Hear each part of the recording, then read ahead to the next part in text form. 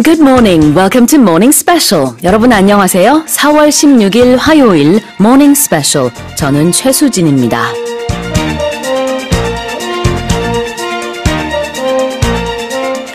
One can only imagine how hard life was right after the war, or how life was when everything was scarce, especially food. But all of that was overcome with the help of many, countless people, including the late Belgian priest Ji Jong-hwan, who contributed to nurture the Korean people with a food from another land, cheese.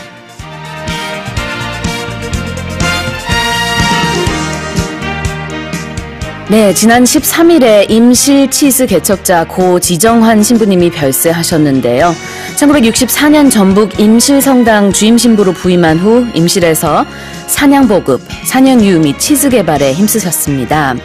농림축산식품부는 그런 의미에서 어제 고인은 영양 공급이 부족했던 어려운 시기에 선진국에서 젖소를 수입해 국민에게 제공하는 등 한국 치즈 산업을 탄생시켰고 임실을 치즈 산업의 중심지로 탈바꿈시켰다고 높이 평가하면서 유족에게 국민 훈장 모란장을 전수했습니다.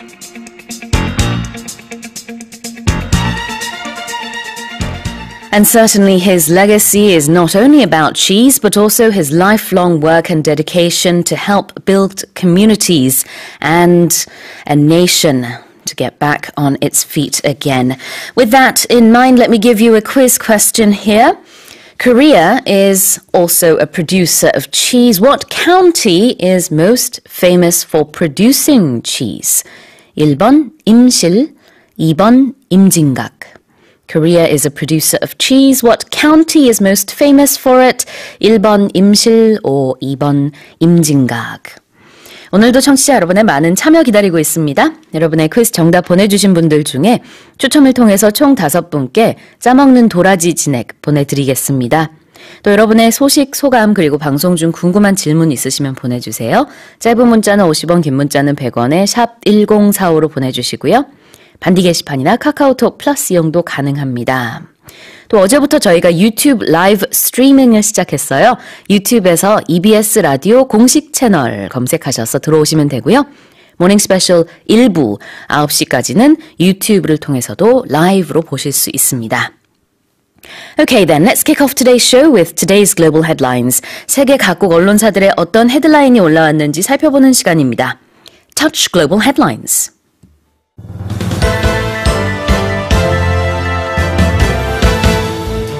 Marking the 5th anniversary of the Sewol-ho ferry disaster, ceremonies are set to be held today in memory of the victims. 오늘 세월호 참사 5주기를 맞아 전국 곳곳에서 추모 행사가 열립니다.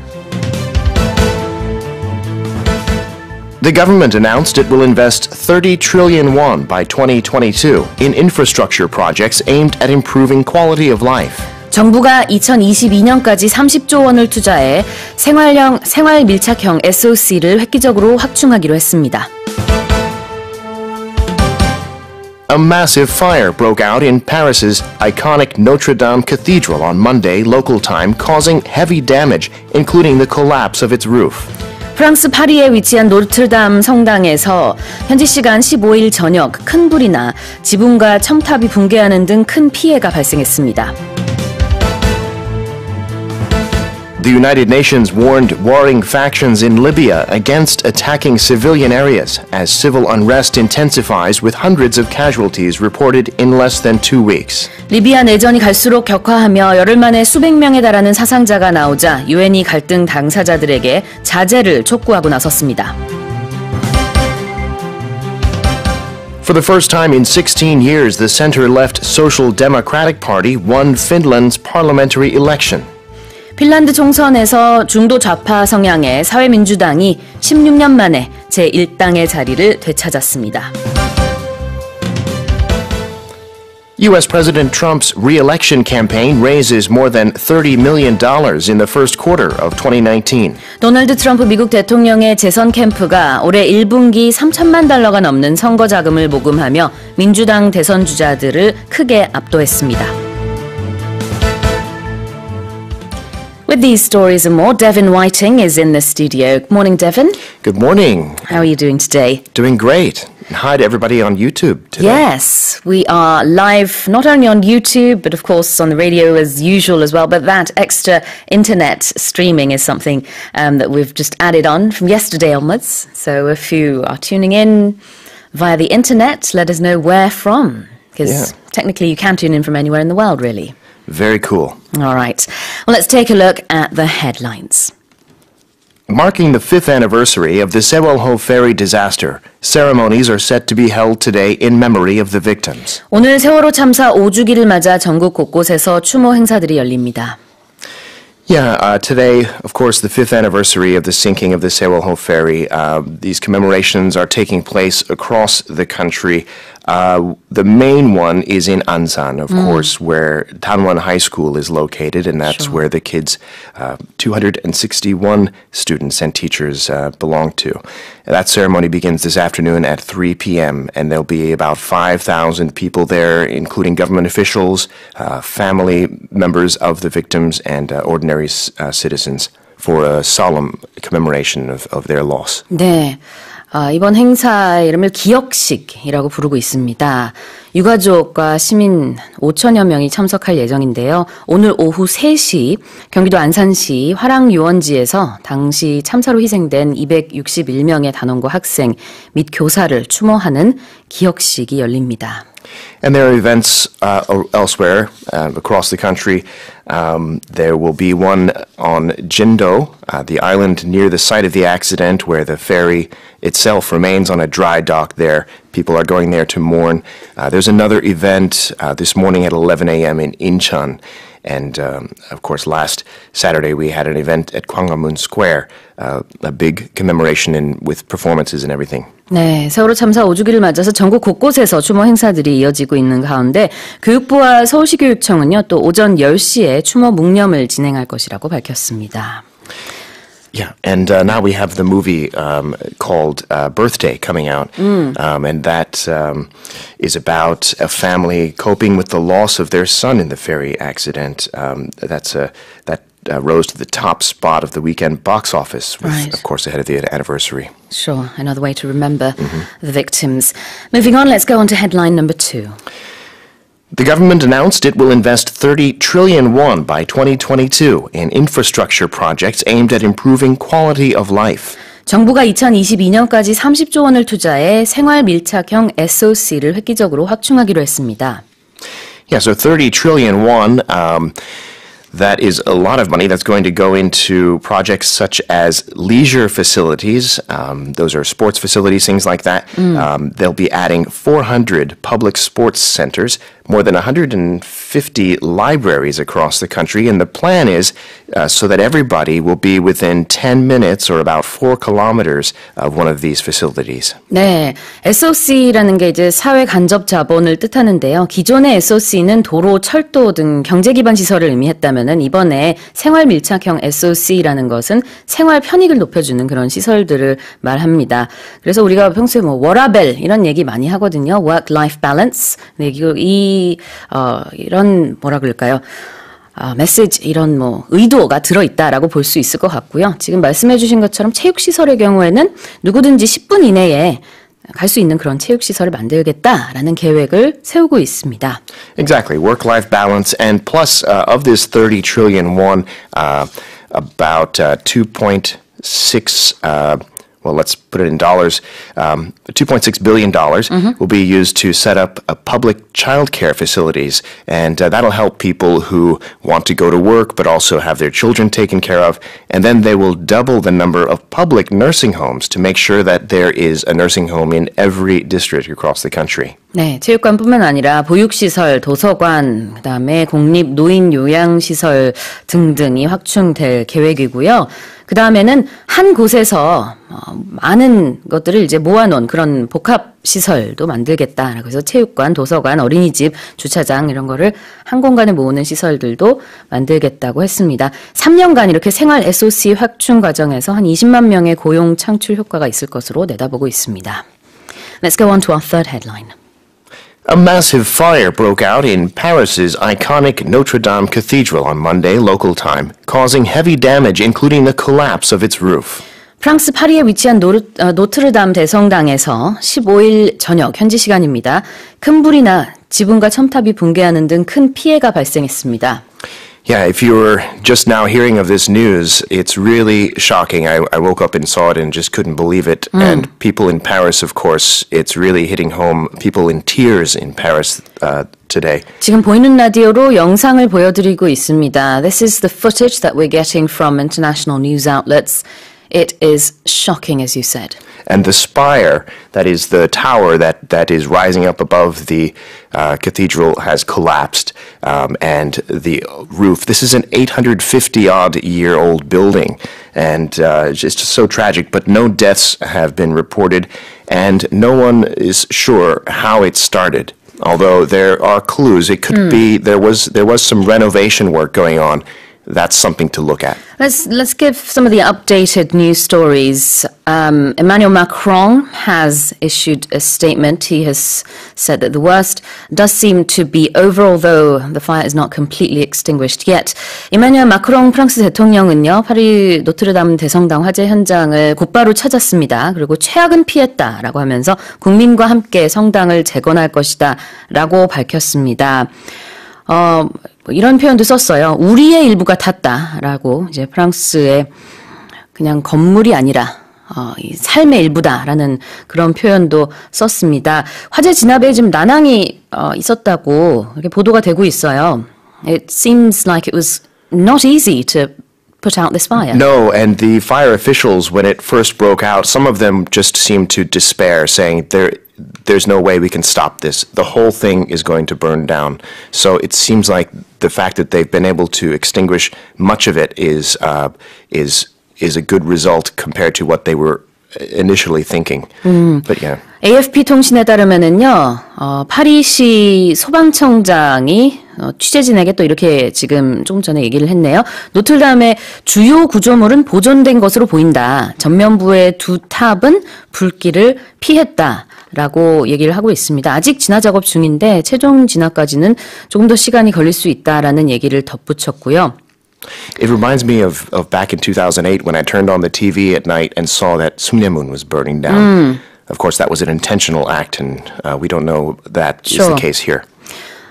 지금 이 화재 원인은 지금 수사 착수가 된 상태고요. 정확한 원인은 아직 모르지만 아마도 비계, 그러니까 임시 가건물에서 발화됐을 가능성이 있다라는 보도가 나오고 있습니다. Alright, let's go on to our next headline. The United Nations warned warring factions in Libya against attacking civilian areas as civil unrest intensifies, with hundreds of casualties reported in less than 2 weeks. 리비아 내전이 갈수록 격화하며 열흘 만에 수백 명에 달하는 사상자가 나오자 유엔이 갈등 당사자들에게 자제를 촉구하고 나섰습니다. Yeah, we had just heard from the World Health Organization that 121 people had been killed, 561 others injured in the fighting. And then after we got those figures, the UN came out, the UN support mission in Libya, saying that they're documenting all acts of war that violate humanitarian law. They're watching schools, they're watching all kinds of civilian facilities because there have been reports of indiscriminate bombing of areas that killed civilians, that blew up a warehouse containing 4 million school books. 리비아에서 학교, 병원, 구급차 할 것 없이 민간인 지역을 폭격하는 그런 일들이 지금 일어나고 있습니다. 그에 대해서 UN 리비아 지원단 UNSMIL이 현지 시간 14일 이런 위반 행위를 모두 감시하겠다. 그리고 기록하고 UN 안전보장이사회와 국제형사재판소에 보고하겠다라고 밝혔습니다. Are they pinpointing any group in particular? Well, we have this conflict of a rebel army led by, called the Libyan National Army, led by a rogue military commander, Khalifa Haftar. And what they're trying to do is keep this from escalating. So there are talks going on with Italy, which used to rule Libya, getting the two sides together to talk as the Libyan National Army advances on Tripoli. There are also discussions going on with Egypt and United Arab Emirates to try to keep this thing from getting out of hand. 네, 리비아에서는 이달 초부터 내전이 이제 발발했는데요. 2011년 아랍의 봄이라고 불리우는 그 무아말 카다피 정권이 무너지고 통합정부와 국민군 세력으로 이제 양분된 그런 상태로 가고 있었는데 그 긴장이 계속해서 이어오다가 결국 8년 만에 터졌다라고 분석이 되고 있습니다. 그런데 이제 국제사회에서는 크게 개입을 하지 못하는 또 그런 입장이에요. 강대국들이 복잡한 이해관계를 가지고 있기 때문에 이 사태 해결이 쉽지 않을 것이다 라는 우려가 나오고 있습니다. Yeah, and Haftar has been justifying this campaign by saying he's going to wipe out terrorism. But Which may mean more civilian deaths. Indeed. All right, let's go on to our next headline. For the first time in 16 years, the center-left Social Democratic Party won Finland's parliamentary election. 핀란드 총선에서 중도 좌파 성향의 사회민주당이 16년 만에 제1당 자리를 되찾았습니다. Yeah, this is being called a victory for the Social Democratic Party, but it's not a big one. If you look at the numbers, the SDP will get about 40 MPs out of a 200-seat parliament, so that's about 1/5 of the seats, exactly 1/5. But at the same time, the far right-wing Finns party, they got 17.5% of the vote, about the same, and they'll get 39 seats, so just one less. Right. 이번 총선에서는 전체 의석 200석이었고요. 그 가운데서 이제 제1당에 오른 3인당으로 하죠. 사회민주당은 40석을 확보했고요. 그 다음에 이제 두 번째로 가장 많은 의석을 차지한 게 39석, 그러니까 한 좌석밖에 차이가 나지 않습니다. 이게 핀란드인당이에요. Yeah, the reason they're calling it a victory is that the Social Democratic Party obviously got the most, barely, but they're going to be the ones who will try and make a coalition and bring together other parties and form a government. And it looks like nobody wants to work with the Finns party, so they'll be alone. And then the Social Democratic Party could work with the Green Party or the center-right party or others. 네. 핀스 파티, 핀란드인당 얘기를 계속 해주고 계십니다. 이제 유럽의 반난민 기류가 그동안에 계속 서유럽, 남유럽, 동유럽에서 보여지고 있었는데 이번에 북유럽까지 확산하고 있다는 어떤 그런 반증이 될 것 같아요. 그래서 어쨌든 제1당인 3인당의 경우에는 16년 만에 이 자리를 되찾았습니다. The interesting thing is, with 17 or 18% of the vote, this is the first time that no party in Finland in 100 years has won more than 20% of the national vote. 네. 각 당으로 봤을 때는 이제 20%가 넘는 당이 하나도 없었어요. 이게 100년 만에 처음 있는 일이라고 합니다. Let's move on to our last headline. U.S. President Trump's re-election campaign raises more than $30 million in the first quarter of 2019. 도널드 트럼프 미국 대통령의 재선 캠프가 올해 1분기 3천만 달러가 넘는 선거 자금을 모금하며 민주당 대선 주자들을 크게 압도했습니다. Yeah, so this is a pretty good fundraising figure for President Trump. He'll now have $40 million in cash in total in his campaign. But and his Democratic rivals, Bernie Sanders, there are many, many of them. Kamala Harris, they've got, on the one hand, $18 million, $12 million, numbers like that. But the interesting thing for President Trump is that most of his donations from supporters are very small, about $34 on average a piece. And almost all of them, 99% of them, were less than $200. 네, 트럼프 재선 캠프가 이번 1분기에 거둬들인 선거 자금이요. 99%의 경우 $200 미만의 소액 후원자였다고 합니다. 1인당 평균 기부액이 $34니까 그러면 한 3만 원 정도 되는 건가요? 네, 이걸 거꾸로 얘기를 하자면은 그만큼 굉장히 많은 사람들이 후원을 했다라고 해석을 할 수 있겠죠. Yeah, and we saw that last time when he was elected. It was a lot of small donations, and the same is true for his rival Bernie Sanders. He's getting donations on an average of $20. So it's a similar phenomenon. 네. 분석을 하는 기사들도 많은데요. 두 자릿수 후보가 지금 이제 민주당에서는 보여지고 있죠. 근데 트럼프 대통령 같은 경우에는 공화당 내 대선 경쟁에서 독주 체제를 형성하고 있고요. 또 최근 러시아 스캔들에서 벗어난 것도 아주 긍정적인 요인으로 보고 있는 것 같습니다. Well, those were the headlines for this morning. Let's now remind our listeners of the quiz. It's on the monitor there. Okay. Korea is also a producer of cheese. What county is most famous for producing cheese? Number 1, 임실. Number 2, 임진각. 네, 짜먹는 도라지 진액 5분께 추첨을 통해서 보내드릴 텐데요. 짧은 문자 50원, 긴 문자 100원에 샵 1045로 보내주시고 반디 게시판이나 카카오톡 플러스 이용도 가능합니다. We'll be right back with News Focus after a song break. This is Free Loop by Daniel Powter.